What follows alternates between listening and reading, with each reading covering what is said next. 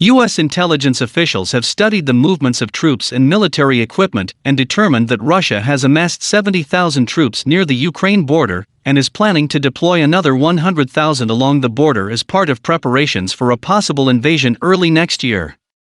Some 90,000 troops were stationed in the region for massive war games in the autumn, and the Ukrainian Defence Ministry says units of the Russian 41st Army have remained near Yelnya, a town about 260 kilometers, 160 miles, north of the Ukrainian border.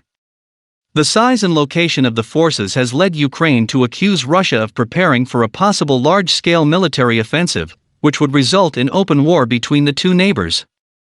Ukrainian says, meanwhile, tanks and snipers are being sent to the line of contact in war-torn eastern Ukraine to provoke return fire, potentially providing a pretext for an invasion in retaliation.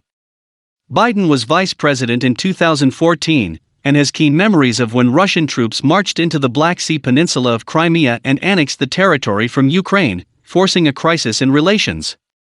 Russia then threw its weight behind a separatist insurgency in the east of Ukraine, which continues to this day at a low level.